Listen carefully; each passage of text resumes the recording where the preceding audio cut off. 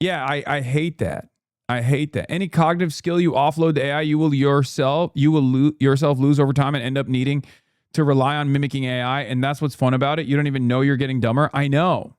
This will create a J curve of explosive growth, and I don't think that's necessarily wrong. The reason why I say that is because they point to the .com bubble and about how many jobs were lost in the process initially. But as long as if it's a gradual process of growth, then at first there is going to be some job loss, but then it leads to explosive growth in new job opportunities. And I think there is some truth to that, although it is a fucking bubble. The AI bubble is not comparable.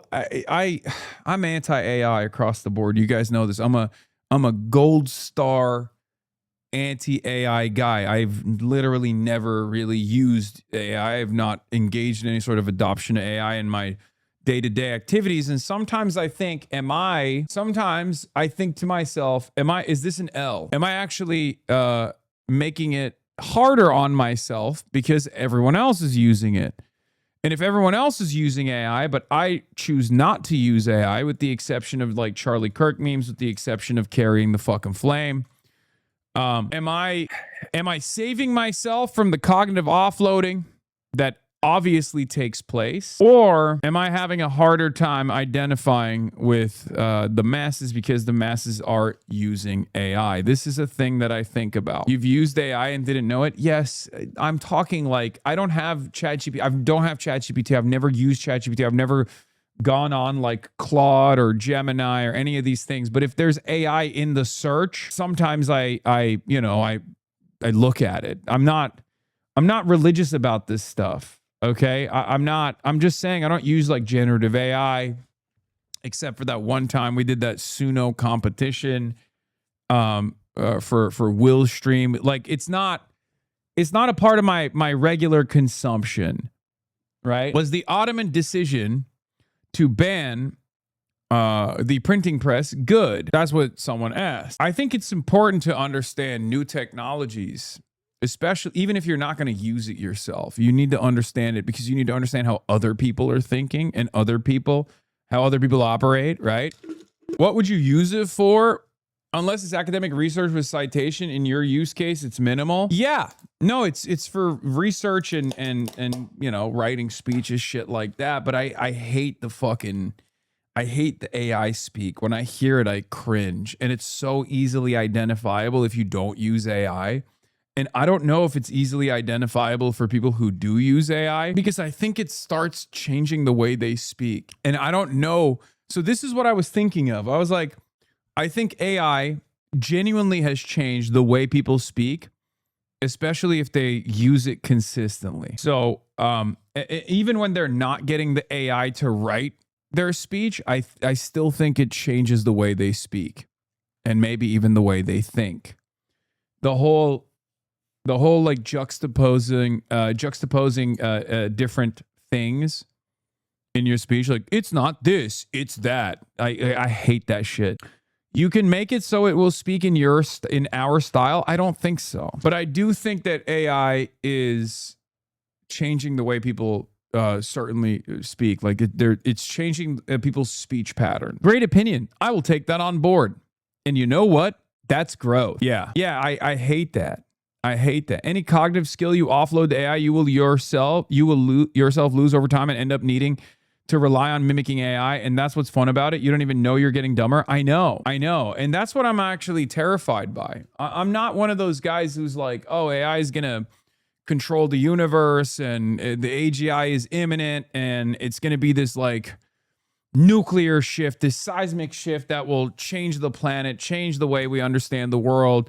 Everyone's going to be, every aspect of labor is going to be automated. I'm not one of those guys at all. But I do think that there are subtle differences in regular human existence that we do not factor. We do not think about. And I think AI is playing a formative role in making these changes slowly but surely. And as far as mass adoption goes, like the more people utilize it, the more people change their minds. AI wrote this. The academic weight of Piker streaming model is what? The academic weight of Piker streaming model is detailed in the work of media scholar Alexander Rudenschold. In his master's thesis, Live and Leftist, Twitch political live streaming Hassan Piker Rudenshield utilized a mixed methods approach, combining autoethnography, the walkthrough method, and computational text analysis to trace the lineage of political live streaming from right-wing talk radio onward. I mean, other people have written master's theses about me, so it's not surprising if that's the case. But in any case, have you seen how the anti-Hassan slop online have muddled the training of LLMs? Who is Hassan Piker? Born in New Jersey to a Palestinian mother and a Turkish father, Piker graduated from Tufts University. None of this is correct. My mother is Turkish-American. My father is Turkish, and I did not graduate from Tufts. He began his streaming in 2017. Wrong. 2018. Initially focusing on Super Smash Bros. No. Fortnite. He identifies as Democratic Socialist, frequently covering topics like wealth inequality, housing rights, healthcare, and failures of capitalism. Okay, fair. God, this stuff is so wrong. What are you going to do? I mean, we were just talking about how AI sucks. Can't believe the paper is real. Why is that shocking to you? It's not. This is not the only paper, right? There have been, if you're in the digital sphere, if you're in media studies in any capacity, it makes total sense that you would write a paper on this kind of stuff. And many people have. I think you guys forget. Anyway, where was I? All right. AI investment is a circle jerk more than the last time you checked. I mean, that's how I feel about it generally, but that's not what I'm talking about. Right? I'm not one of those guys that's like telling you that this is going to change the universe, it's going to change the planet, it's going to shock the world. I mean, it will change the world, but not in the way you're thinking. It has changed the world. Whether it be accelerating climate change, whether it be mass energy demands, whether it be inflation on energy prices, it's already changed the world. But I think it's also changing the way we see the world, the way we interact with the world.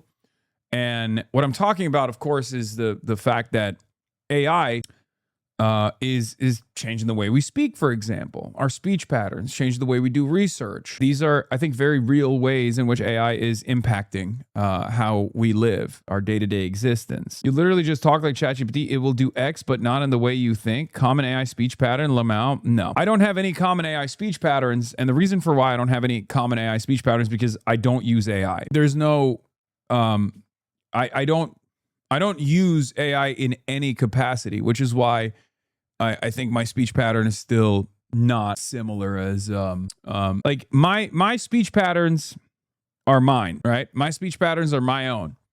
There are plenty of little quirks that I deploy with regular frequency. Ironically enough, regular frequency is one of them, right? This is something that I do, and I think a lot of people conform off of that as well. Like a lot of people in this community also do it. Unironically, I say too much. There are plenty of things that I say and repeat, but none of them come from AI speech pattern. I say at the end of the day a lot. There are sentence modifiers that I deploy all the time because I talk all the time. I talk for, 8 hours a day. If you're talking for 8 hours a day professionally, there are going to be a lot of different things that you repeat. It's normal. It happens. You guys are dumping many of those common Hasanabi speech patterns in the chat right now, none of which comes from AI.